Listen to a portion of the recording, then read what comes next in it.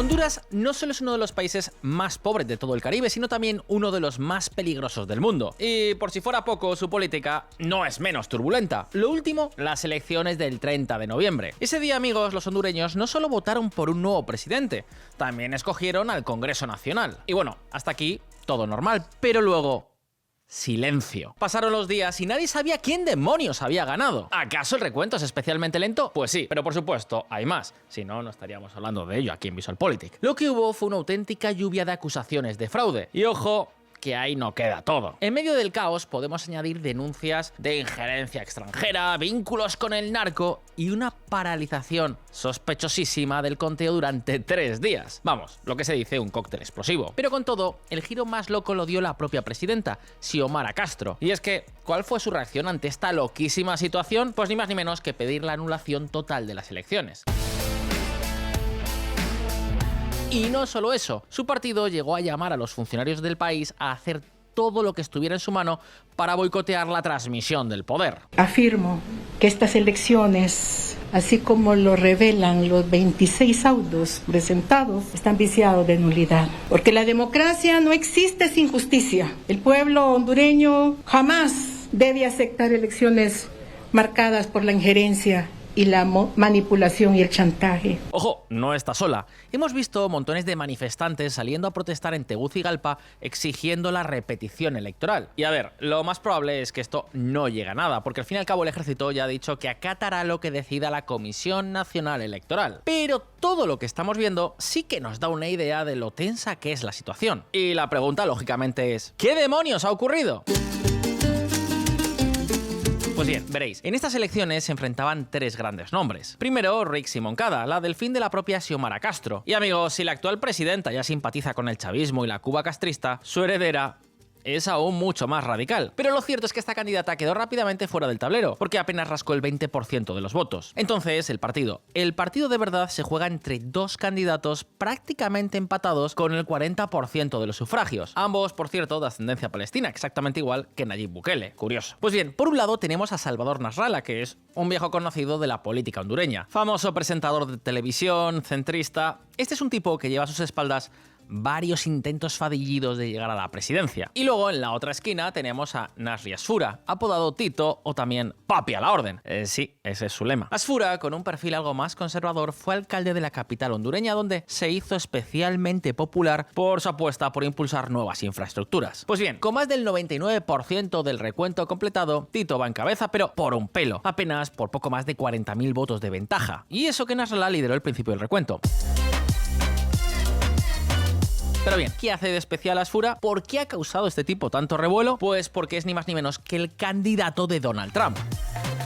El único verdadero amigo de la libertad en Honduras es Tito Asfura. Tito y yo podemos trabajar juntos para combatir a los narcocomunistas y brindar la ayuda necesaria al pueblo hondureño. No puedo trabajar con Moncada y los comunistas, y Nasralla no es un aliado confiable para la libertad, y no se puede confiar en él. Amigos, Honduras siempre ha sido un aliado fiel de los Estados Unidos, sobre todo en inmigración y en la lucha contra el narco, al menos supuestamente lo ha sido, que son las 2 cosas que más le interesan al tío Sam. De hecho, la propia Xiomara Castro, sí, una presidenta abiertamente socialista, fan declarada de Maduro y de la Revolución Cubana, ha colaborado sin demasiados dramas tanto con la administración Biden como con la de Donald Trump. Claro que eso no significa que la relación sea perfecta. Un ejemplo, pues ahí tenemos el caso de Taiwán. Y es que hasta hace poco Honduras era uno de los pocos países que se negaban a reconocer la soberanía de la República Popular China sobre la isla de Formosa. Pero con Castro en el poder, eso cambió. Aún así, su política ha sido mucho más continuista de lo que la mayoría esperaban, e incluso llegó a aplicar una política de mano dura contra la criminalidad al más puro estilo Bukele, hasta el punto de que el país, de hecho, lleva desde el año 2022 en estado de emergencia, lo que le da poderes extraordinarios a las fuerzas de seguridad. Pero bien, lo importante es que sea como sea, ya habéis visto que ahora algo ha cambiado. Castro de repente acusa a Estados Unidos y a Donald Trump en particular de injerencia extranjera. La pregunta es, ¿lo hace por un simple tuit o un mensaje en Truth Social? Obviamente no, porque la cuestión es que lo que está ocurriendo ahora recuerda y mucho a lo que ya pasó en 2017. Ese año, amigos, el entonces presidente, y por cierto recientemente indultado por el propio Trump por una condena de narcotráfico, Juan Orlando Hernández del Partido Nacional, el mismo partido de papi a la orden, se presentó a la reelección. Algo que ya de por sí fue tremendamente polémico. Básicamente porque la Constitución hondureña es muy clara. La reelección está terminantemente prohibida. Claro que, bueno, ya sabéis cómo son estas cosas en ciertos países. Aquí la Corte Suprema se puso muy imaginativa para evitar que se aplicara este artículo. Y eso fue solo la antesala de lo que vendría después. Amigos, el rival de Hernández era Salvador Nasralla, exactamente el mismo que ahora se enfrenta a Tito Asfura. Y a partir de aquí, bueno, la historia seguro que os suena. Nasralla iba ganando, hasta que de repente, oh sorpresa, el sistema de recuento se cayó durante unos días. Y cuando volvió a funcionar, sorpresa, ganó Hernández. Por un margen además ajustadísimo, el 42,95% contra el 41,24%. ¿Hubo fraude? Pues a ver, desde luego algo raro hubo. Lo dijo The Economist con un análisis matemático y lo dijo también la misión de observación electoral de la Organización de Estados Americanos. ¿Y qué fue lo que pasó? Pues nada, absolutamente nada. Donald Trump, que por aquel entonces era presidente, reconoció la victoria de Hernández y ahí terminó toda la historia. Y no, este no ha sido el único favor que Trump le ha hecho a este presidente hondureño, pero eso lo veremos más tarde. Amigos, el caso es que ni las protestas masivas, reprimidas con decenas de muertos, ni la presión internacional sirvieron de absolutamente nada. Y claro, con semejante antecedente, pues es totalmente lógico que muchos hondureños vean un paralelismo clarísimo con la situación actual. Ahora bien, ¿realmente estamos ante un déjà vu? Porque sí, hay similitudes, pero lo cierto es que también hay diferencias notables. Así que aquí en VisualPolitik, pues nos hemos hecho unas cuantas preguntas. ¿Estamos ante un nuevo golpe de Estado en Honduras? ¿Hasta dónde llega la influencia de Donald Trump en todo este asunto? ¿Volverá a repetirse la historia del 2017? Pues amigos, amigas, en este vídeo os lo vamos a contar con todo detalle. ¿Estáis preparados? Pues empecemos, pero no sin antes recordaros que si queréis recibir contenido extra no podéis olvidaros de apuntaros al club privado de la Visual Factory, un club gratuito que ha empezado su andadura en 2025, pero que ya os adelanto, en 2026 tendrá un gran año. Ya sois más de 80.000 amigos en esta comunidad, y si todavía no formas parte de ella, puedes apuntarte de forma completamente gratuita siguiendo este link que os dejamos en la descripción o siguiendo el QR que veis en pantalla. Además, ya que estamos hablando de Honduras con su conocida mina de oro de San Andrés, al apuntaros al club recibiréis gratis una guía que os hemos preparado sobre cómo invertir en esta materia prima, en oro. Es solo una muestra de las cosas que obtendréis al pertenecer al club de la Visual Factory. Así que, lo dicho, te esperamos. Y ahora sí, vayamos con todo lo que está pasando en Honduras. Bien, la presidenta socialista Xiomara Castro acusa al candidato trumpista de perpetrar algo así como un golpe de Estado mediante el fraude electoral. Y ojo, porque Salvador Nasralla, el segundo en el recuento oficial, también se ha sumado exactamente a estas mismas acusaciones.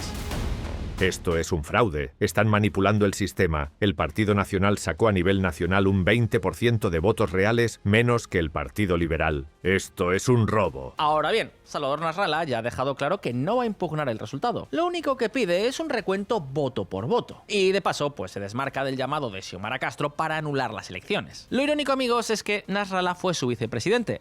Sí, él mismo. Aunque, eso sí, siempre insistió en que él estaba muy lejos del chavismo que tanto seduce al Partido Libre. Y hoy este político, que, por cierto, consiguió sacar de sus casillas al mismísimo Jaime Bailey cuando este se enteró de que en el pasado Nasralla fue amistoso con los gorilas bolivarianos, se define como de centro derecha. Pero ojo, porque si hablamos de intentos de golpe de Estado en Honduras, no podemos quedarnos solo con el fraude del 2017.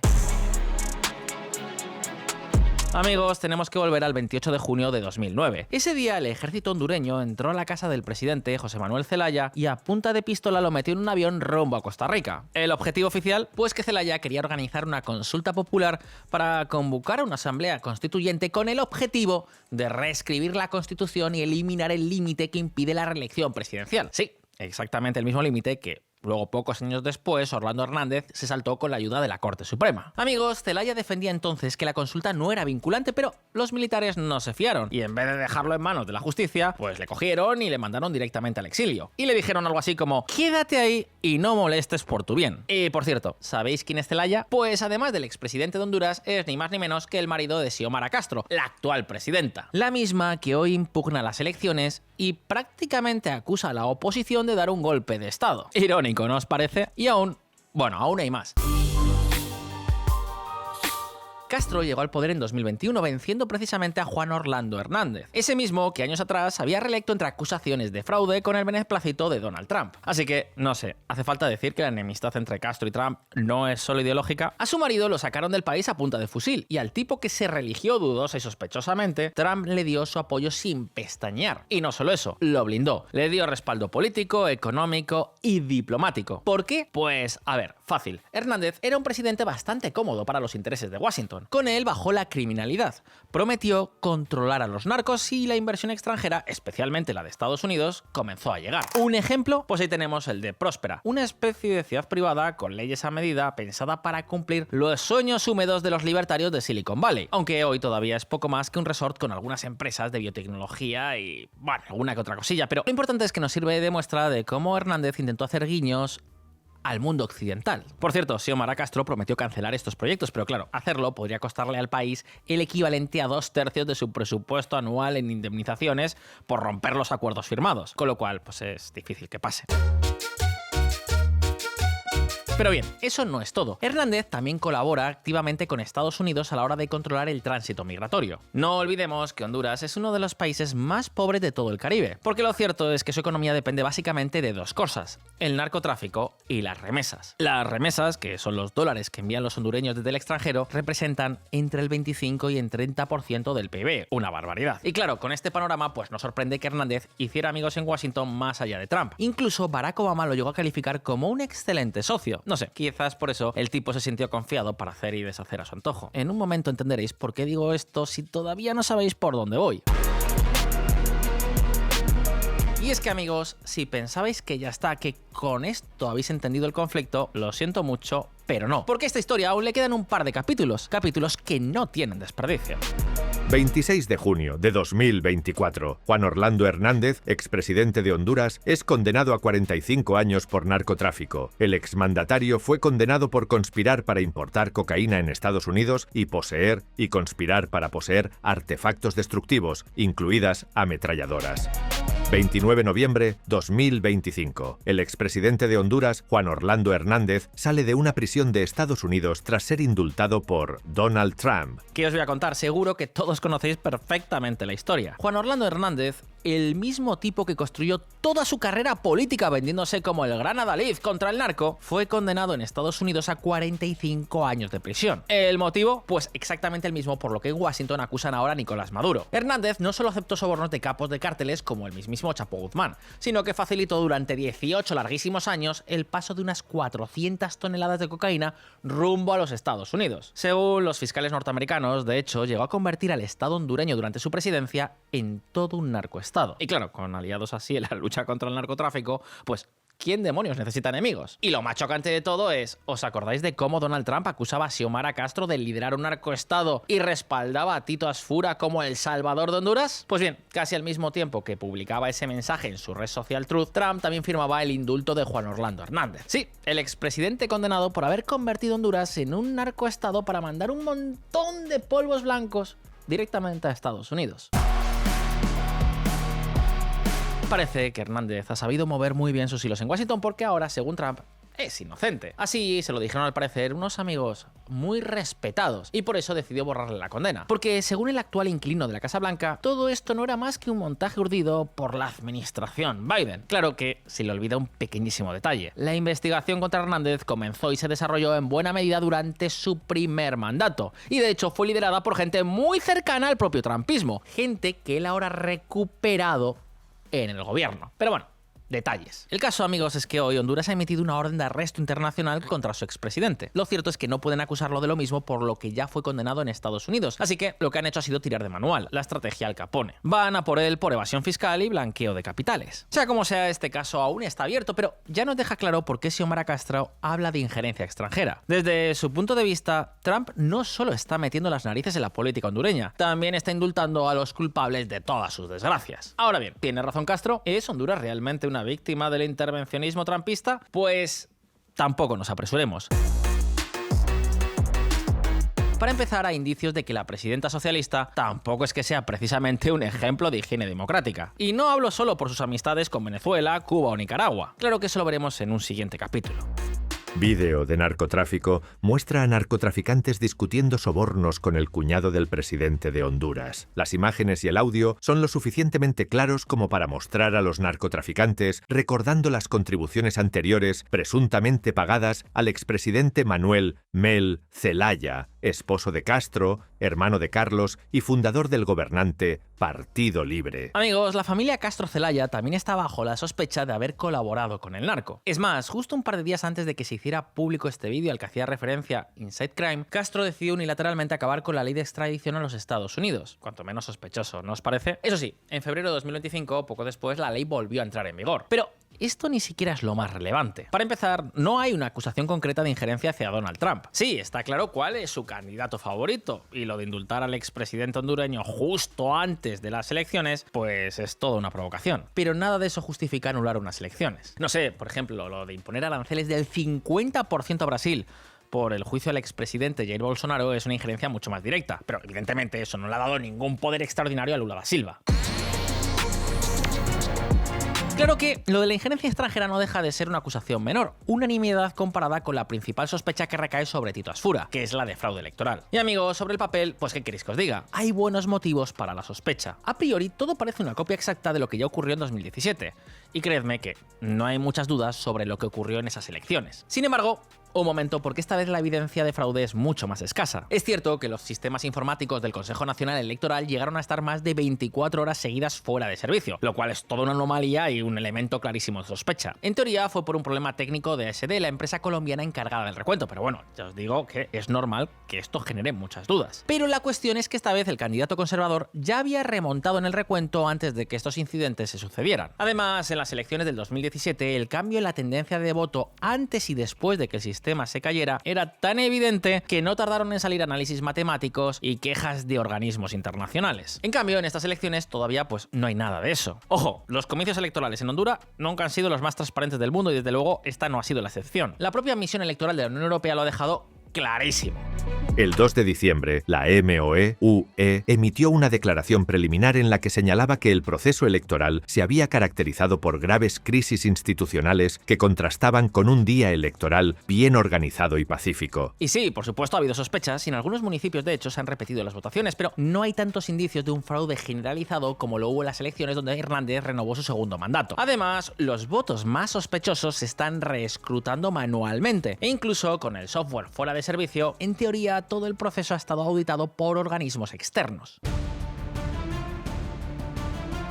De nuevo, estos auditores no dicen que todo sea perfecto, ni de lejos. Muchos municipios ni siquiera tienen internet y las urnas tienen que ser escoltadas por militares, por poner solo un ejemplo de las cosas que hay que mejorar. Y no solo eso, también se han mandado miles de actas a revisar. Y a ver, el mero hecho de que exista una sospecha sobre tantísimos votos que por sí mismos serían de sobra como para dar un giro de 180 grados al resultado es sumamente preocupante. Pero como decía Carl Sagan, las grandes afirmaciones requieren grandes evidencias.